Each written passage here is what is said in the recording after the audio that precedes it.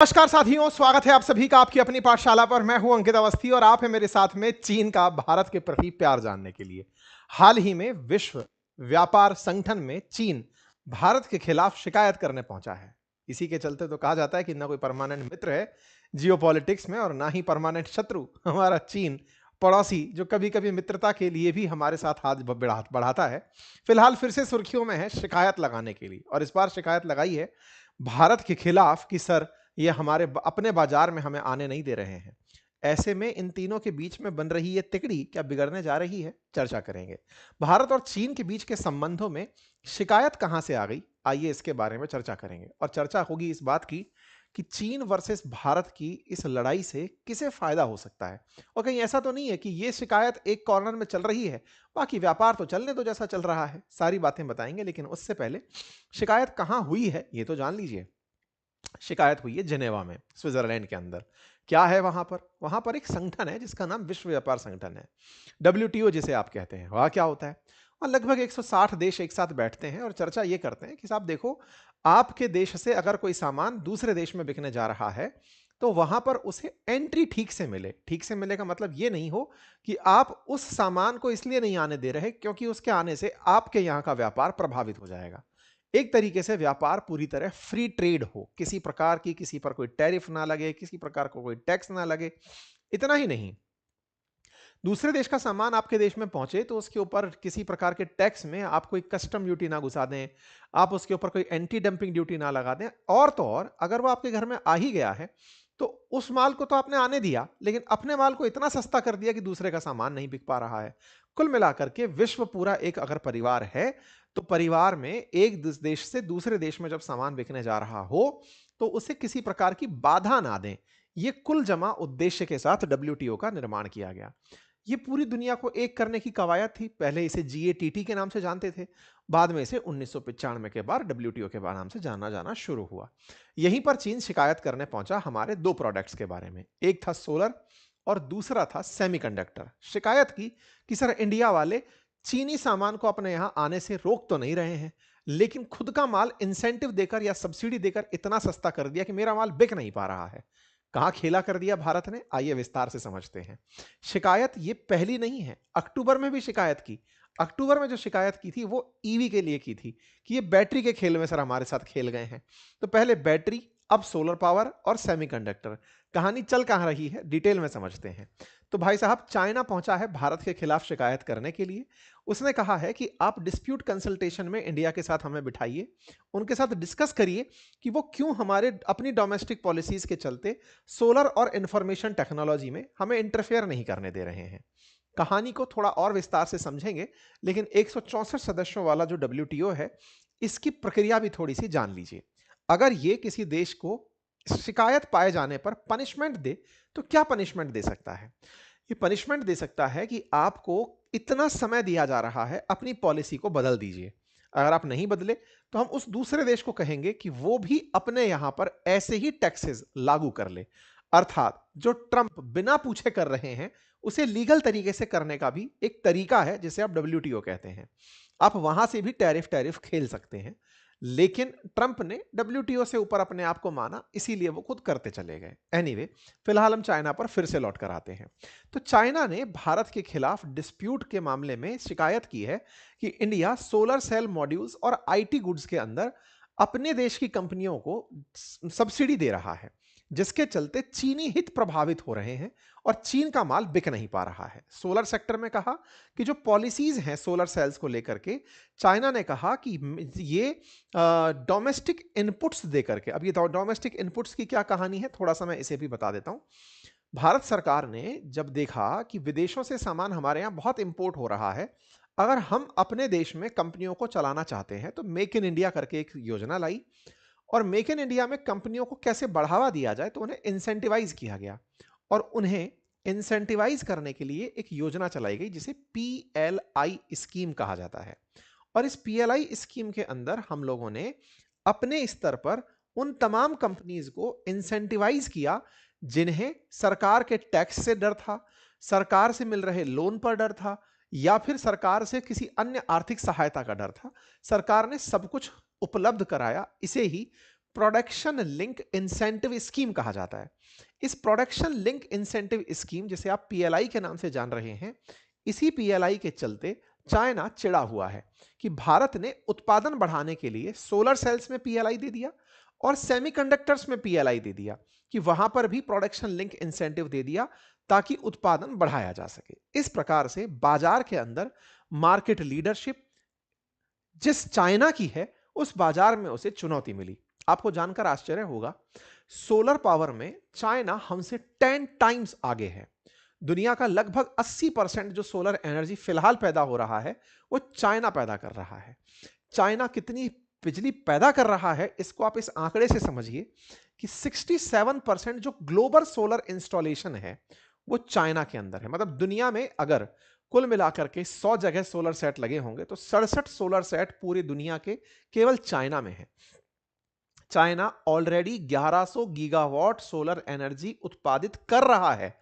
दुनिया का पहला देश जो कि 1 TW से ज्यादा का मार्क पूरा कर चुका है। इसी तरह से हमारे देश का टारगेट 2030 में, जहां रिन्यूएबल एनर्जी से 500 गीगावाट बिजली पैदा करने का है, यह महाशय आधी साल मतलब अभी 2025 के फर्स्ट हाफ के अंदर 256 गीगावाट बिजली पैदा कर दिए हैं। मतलब समझिए कि जो हमारे आने वाले डाउन द लाइन 5 साल का टारगेट है, वो ये 6 महीने में कर रहे हैं। अर्थात ये हमसे 10 टाइम्स ज्यादा गति से चल रहे हैं। इसको इस आंकड़े से भी कंपेयर कर सकते हैं कि जो 256 गीगावाट इन्होंने 6 महीने में प्रोड्यूस किया है, भारत पूरे साल भर में 23 गीगावाट बिजली का नया एडिशन कर पाया है। मतलब हमारे देश में जितनी इंस्टॉल्ड कैपेसिटी थी, उसमें 2024-25 के अंदर 23 गीगावाट एनर्जी का और एडिशन हुआ। चाइना में 6 महीने के अंदर 256 गीगावाट एनर्जी का एडिशन हुआ 6 महीने के भीतर। तो इससे समझिए कि चाइना कितना तेजी से इसमें स्केल कर रहा है। ऐसा करते हुए चाइना दुनिया का 80% वर्ल्ड का जो सोलर पैनल कंपोनेंट है, वो खुद प्रोड्यूस कर रहा है। साथ में 98% वेफर्स और 92% ऑफ द सेल्स जो हैं, जो सोलर सेल्स हैं, वो खुद प्रोड्यूस करता है। खुद के लिए तो उसने इंस्टॉल कैपेसिटी बना ही ली। अब चूंकि दुनिया सोलर की तरफ बढ़ रही है, तो वो उन उत्पादित वस्तुओं को दूसरे देश में भी एक्सपोर्ट करता है तो उसे भारत बाजार के रूप में नजर आता है, क्योंकि भारत ने भी कुछ ऐसे ही लक्ष्य रखे हुए हैं। इसके सोलर सेल्स को अब ये भारत के बाजार में बेचना चाहता था। भारत को जरूरत थी, भारत के लक्ष्य थे कि हमें भी रिन्यूएबल एनर्जी में 500 गीगावाट एनर्जी पैदा करनी है 2030 तक, जिसमें सोलर एनर्जी होगी, विंड होगी, हाइड्रो पावर होगी, बायोमास होगी, ग्रीन हाइड्रोजन होगी। और हम इसी लक्ष्य को लेते हुए सोलर के टारगेट को 2025 से मतलब 2030 तक बढ़ा करके लक्ष्य को लेकर चल रहे थे। 31 मार्च तक अभी तक हमारे पास में जो बिजली उत्पादन था, वो 220 गीगावाट का था। हम 500 गीगावाट का लक्ष्य प्राप्त करना चाहते हैं, और हमने 29.52 गीगावाट सोलर के अंदर एनर्जी ऐड की है। ये पीआईबी की जो प्राप्त जानकारी है, मैं वो आपके साथ साझा कर रहा हूं, जिसमें सोलर एनर्जी देश के अंदर 23.83 गीगावाट 2024-25 के अंदर ऐड की गई। ये जानकारी आपको यहां पर बताई जा रही है। भारत के अंदर जो इंस्टॉल्ड कैपेसिटी है, वो इंस्टॉल्ड कैपेसिटी 220 गीगावाट की है 31 मार्च तक। सब प्रकार के रिन्यूएबल एनर्जी से मिलाकर के हम उसे 2030 तक 500 गीगावाट ले जाना चाहते हैं। देश के अंदर इसी प्रकार से इलेक्ट्रिक व्हीकल्स, क्योंकि जब आप बिजली उत्पादित करेंगे तो उस बिजली को उत्पादित करके उसको यूज करने के लिए इलेक्ट्रिक व्हीकल्स का जाल फैलाएंगे। देश के अंदर 40% ईवी पावर दिल्ली में यूज हो रही है, और बाकी अन्य राज्यों के आंकड़े हैं। ये इलेक्ट्रिक व्हीकल्स की बात कहां से आई? अक्टूबर में चाइना इस बिजली से चलने वाले जो ईवी व्हीकल्स हैं, उनकी जो बैटरी है, उसकी शिकायत को लेकर के भी डब्ल्यूटीओ गया था। यानी केवल सोलर सेल ही उसकी शिकायत का कारण नहीं है। सोलर सेल्स से जो बिजली सुरक्षित रखनी है, जिन बैटरीज में सुरक्षित रखनी है, वो भी उसकी शिकायत में है। उन्हें लेकर के भी वो डब्ल्यूटीओ के अंदर पहुंचा था। खैर, भारत ईवी और इन सभी मामलों में चाइना के साथ ऑलरेडी टक्कर में चल रहा है कि ठीक है, हमें समझ में आता है, आपको हमारा बाजार चाहिए। डब्ल्यूटीओ में चाइना ने जो शिकायत की, उसमें हमारी स्कीम का आंकड़ा भी लगा दिया। यह उसका शिकायत पत्र है, और इस शिकायत पत्र में बकायदा इसने भारत की press information bureau of India के तहत जो पीएलआई स्कीम्स हैं, उसका डॉक्यूमेंट भी लगा कर दिया है कि साहब ये लोग मेक इन इंडिया लेकर आते हैं और उसमें प्रोडक्शन लिंक इंसेंटिव स्कीम देकर के अपने यहां के जो सोलर सेल हैं उन्हें सस्ते दामों पर खरीदने लगते हैं। तो मेरा जो माल बेचने में जाता हूं वो उतने में कोई खरीदता ही नहीं है। भारत ने पहले से ही सोलर सेल्स को अपने यहां पर बन महंगा रहा है लेकिन सब्सिडी देकर सस्ता कर दिया है। मान लीजिए 100 रुपए का बनकर आ रहा है लेकिन वो जनता से कह रहे हैं कि खरीदना चाहते हो तो 60 रुपए में खरीद लो। 40 रुपए भारत सरकार खुद दे रही है। बोले ऐसा करके कोई मेरा प्रोडक्ट क्यों खरीदेगा जब उनका अपना प्रोडक्ट 60 रुपए में मिल रहा है। तो बोले साहब इसमें आपको दर्द क्यों हो रहा है। बोले साहब दर्द इसी बात पर है कि मेरा प्रोडक्ट कोई खरीदना ही नहीं चाह रहा, सरकार मेरे साथ ऐसा कर रही है। बोले सरकार क्या कह के कर रही है। सरकार बोले ये कहती है कि हम डोमेस्टिक प्रोडक्ट्स को बढ़ावा दे रहे हैं, प्रोडक्शन लिंक इंसेंटिव, ताकि हमारे देश के अंदर कंपनीज जुड़े और खुद से ये सब बनाना शुरू करें। तो मैं आपको बताऊं जिस जगह इसने ये जानकारी दी, जब आप इसे क्लिक करते हैं तो आप सीधा यहां पहुंचते हैं और यहां पहुंच करके आपको 24 अगस्त 2025 का डेटा दिखाई पड़ता है जिसमें भारत सरकार का आउटले जो 1.97 लाख करोड़ रुपए का है वो निकल कर आता है। मतलब हमने अब तक भारत सरकार ने लगभग 2 लाख करोड़ रुपए इंसेंटिव में बांट दिए हैं। इंसेंटिव में बांटे हैं उन तमाम क्षेत्रों में, चिप से लेकर के केमिकल सब कवर किया है, जिसके चलते हमारे मोबाइल के अंदर एक्सपोर्ट बढ़े हैं, हमारे ऑटो कंपोनेंट्स भारत में बनने लगे हैं, फूड प्रोसेसिंग फास्ट हुई है, फार्मास्यूटिकल ड्रग्स फास्ट हुए हैं। जिनको लेकर शिकायत करने पहुंचा है दैट इज सोलर पीवी और सेमीकंडक्टर, अगर आप उन्हें देखें तो भारत ने 48,120 करोड़ रुपए का इन्वेस्टमेंट इसमें प्लान किया हुआ है। तो दोनों ही क्षेत्र में भारत सरकार कह रही है निर्माताओं से कि तुमको हम इंसेंटिवाइज कर रहे हैं, तुम तो सस्ते में बेचो। और यही कारण है कि आजकल आप बहुत से घरों पर सोलर पैनल्स लगे देख रहे हैं। उनकी लागत चाहे कितनी भी आ रही हो लेकिन उन्हें किफायती दरों में उपलब्ध होने दिया जा रहा है।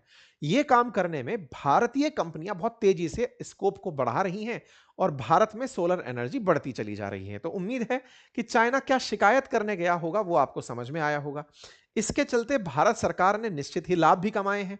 भारत सरकार ने जो इंसेंटिव दिया उससे देश में 16.5 लाख करोड़ रुपए का सेल हुआ है, जिससे 12 लाख रोजगार सृजित हुए हैं। डायरेक्ट और इनडायरेक्ट तरीके से उत्पन्न इन रोजगारों से भी देश के अंदर आर्थिक सुगमता तो बनी ही है। तो भारत सरकार का मेक इन इंडिया चाइना के लिए कितनी चिंता का कारण बन रहा है वो आपको WTO की शिकायत से समझ में आ गया होगा। कुल मिलाकर के चाइना जो पहले भारत के लिए ईवी की शिकायत करने गया था, अब वो सोलर और सेमीकंडक्टर की शिकायत करने पहुंचा है। ये इसकी इसी साल में हुई दूसरी शिकायत है, पहले भी ये शिकायत कर चुका है। ठीक है, अब चाइना हर बार पहुंचता है चाहता क्या है। देखो असल में चाइना के साथ क्या है, चाइना इतना सस्ता माल बनाता है कि दूसरे देश में जाकर के उसे फेंक देता है। मतलब ये समझिए 10 का माल बना, 10 के माल को उठा करके दूसरे देश के अंदर 10 के माल को 8 में फेंक आया। दूसरे देश का लोग कहते हैं साहब ये इतना सस्ता माल अगर आप देने लग जाओगे तो क्या हम केवल इंपोर्टर बन के थोड़ी रह जाएंगे, हमारे देश की कंपनियां कैसे उठेंगी। ये वास्तविकता में विचारणीय तथ्य है। आज चाइनीज मोबाइल जो बाजार में भर भर के आते हैं, 5-5 हजार 10-10 हजार में चाइनीज मोबाइल्स की बाढ़ आ रखी है। आप अपने देश में जितने का बनाते हैं उसके साथ में उसके अंदर एक्सपोर्ट भी डालते हैं, अपने देश का मुनाफा भी बाहर निकालते हैं और उसके बावजूद भी भारत के बाजार में सस्ता फेंक देते हैं। ऐसा करना कचरा फेंकने की तरह है, जिसे डंपिंग कहते हैं। इससे होता यह है कि दूसरे देश के अंदर लोकल इंडस्ट्री खड़ी ही नहीं हो पाती। विचारणीय बात है कि चाइनीज प्रोडक्ट्स जो भारत में फेंके जा रहे थे, भारत सरकार ने PLI योजना के माध्यम से अपने ही देश में मोबाइल्स को बनाने के लिए कंपनीज को बुला लिया कि तुम फेंको मत, पहले यहां पर रोजगार देने आओ, बनाओ यहीं पर ही और फिर तुम इसको एक्सपोर्ट करो। तो आज दुनिया की बड़ी सारी मोबाइल निर्माता कंपनी हमारे देश में मोबाइल बना करके हमारे देश से दूसरे देश को बेचने जा रही हैं। हमने इसमें बड़ा इजाफा किया। ऐसे में जब कोई देश आपके देश की कंपनियों को चलने ही ना दे रहा हो अपने सस्ते प्रोडक्ट के चलते, तो सामान्यतया जो देश मंगा रहा है, इंपोर्टिंग कंट्री है, वो एंटी डंपिंग ड्यूटी लगा देती है। हालांकि आपको सस्ता माल भी चाहिए क्योंकि जनता तक सस्ता माल सुगम रूप से पहुंचता है तो कुछ फायदे ही होते हैं, लेकिन सस्ते माल को आप रोकने के लिए जो एंटी डंपिंग ड्यूटी लगाते हैं, चाइना इसकी शिकायत भी करता है। वो कहता है साहब मेरे माल तो सस्ता बनता है, मेरे ऊपर डंपिंग क्यों लगा रहे हो, मैं कोई कचरा थोड़ी फेंक रहा हूं, मेरा तो माल ही सस्ता बनता है। आपको मालूम होगा कहीं किसी जगह आप घूमने जाएं तो किलो के भाव से आपको घड़ियां, कैलकुलेटर्स ये सब मिलते दिखाई देते हैं, क्योंकि उसने कचरे की तरह ही उन्हें फेंका है। बस यही सारी बात है जिसको लेकर चाइना पहुंचा है। हम अपनी बात पर सही हैं, वो उनकी बात पर। सर ये डब्ल्यूटीओ जो जिनेवा के अंदर है, क्या ये किसी का वाकई में फैसला भी करता है कि बस शिकायत ही शिकायत होती है? मैंने जैसे पहले भी बताया, ये फैसले करता है। इसके यहाँ पर डिस्प्यूट रिड्रेसल बॉडी है, अपीलेट बॉडी भी है। आप जब कोई शिकायत करते हैं तो उसकी सुनवाई भी होती है, आपका पक्ष भी सुना जाता है, दूसरे का पक्ष भी सुना जाता है। और जब पक्ष दूसरे का सही होता है तो जिस देश पर आरोप लगा है उससे कहा जाता है कि अपने यहां की नीतियों को बंद करे। अगर वो बंद नहीं करता तो उस देश ने जिसने आरोप लगाया है उससे कहा जाता है कि तुम भी टैक्स लगा लो। बस इतना ही पनिशमेंट ये दे पाता है, ठीक है। तो इसके अंदर डब्ल्यूटीओ के द्वारा कई ऐसे फैसले हैं जो भारत के खिलाफ भी आए, कनाडा के खिलाफ, यूएस के खिलाफ, चाइना के खिलाफ आते रहे हैं। लोग शिकायत करते हैं, ये अपनी तरफ से एक्शन ले लेता है। इन भाई साहब के ऊपर नहीं ले पाता है, वो बात अलग है, ठीक है। हालांकि फिलहाल के लिए चाइना भले ही डब्ल्यूटीओ में शिकायत कर रहा हो, अमेरिका का मानना यह है कि चाइना भारत के साथ मित्रता निभाना चाहता है, ताकि भारत अमेरिका की गोदी में ना चला जाए और वो चाइना के साथ व्यापारिक भागीदारी में बना रहे। ये अमेरिका का रिसर्च है जो हाल ही में रिपोर्ट में निकल करके आया है। एनीवे, फिलहाल के लिए तो आप चाइना पर ही फोकस करें और ये माने कोई किसी का शत्रु नहीं, कोई किसी का मित्र नहीं, केवल पैसा है, व्यापार है। आप लोग क्या सोचते हैं अपनी राय कमेंट बॉक्स में जरूर बताइएगा।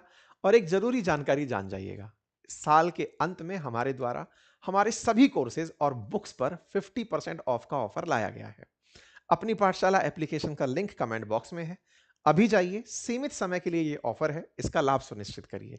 इसी तरह बातें बाजार की एप्लीकेशंस के भी सभी कोर्सेज पर ऑफर आया हुआ है, आप जाकर उनको एक्सेस कर सकते हैं। Thank you so much.